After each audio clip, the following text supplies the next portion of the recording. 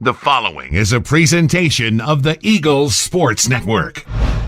Carson-Newman closes out the first semester with a trip to Limestone with Coach Mike Mincey. I'm Michael Watchering here for the Eagles Sports Network. And Coach, before we hop in to the Limestone contest, you played with just 8 players on Wednesday night. How important is it right now to try to get that last victory and try to come away with this Limestone win, because you know that more than likely you'll be healthy starting the second semester?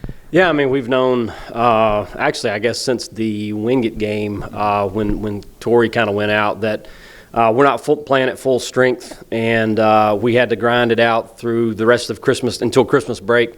And Saturday it'll be 8, maybe 9, but more than less probably be 8 players, the same 8 that we played with. And anytime you're playing a conference game, especially the one at Limestone on the road, a place that we lost last year, it's obviously very important. And if we can come out with a victory, we know first game back, I guess, against Coker, that we should be as full strength as we've been all season. Last year's Limestone game at their place was so wacky. You had to rely so much on the bench in a game like that. You led going into the fourth quarter, then you failed to score for 4 minutes. What do you take away from last year's game film? Well, I mean, it's not so much, I guess, what I take away. It's what our players are going to take away, because we had, I think we had 3 starters that played right at about 12 to 14 minutes each, and for lack of a better term, they got benched because I didn't like their performance, and we did rely on some bench players that came in and gave us good minutes. The plus-minus chart was not very friendly to the starting group, and of course, you get into the fourth quarter, things aren't going well, and we just kind of shot ourselves in the foot too many times and walked out of there with a badly timed loss, because I think at that time, if we'd have won, we'd have guaranteed ourselves with a chance to be at least co-champs in the league. We went on and won it, but that game, certainly giving that up, we had to have help late for the last game of the year.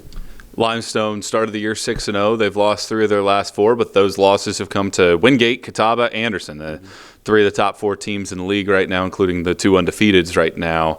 What challenges do they present? Well, you get the 3-headed monster that was a challenge for us last year. They all 3 played very well against us, both at home and certainly on the road. They're really good players. They're good athletes, and they can shoot and score in a variety of ways. And, of course, they've got some kids that can play inside, but I think they got a freshman that's really stepping up right now, number 20, that's very mobile inside and good athlete. And so anytime you go on the road, it's always hard. Obviously, we did not play well over there last year, didn't shoot it particularly well. And I think some of our kids that did not play well over there or got that low number of minutes, hopefully we'll have something to prove. You mentioned those 3 guards that all can fill it up, and guards that can put up double digits on any given night. How do you handle that from a defensive perspective?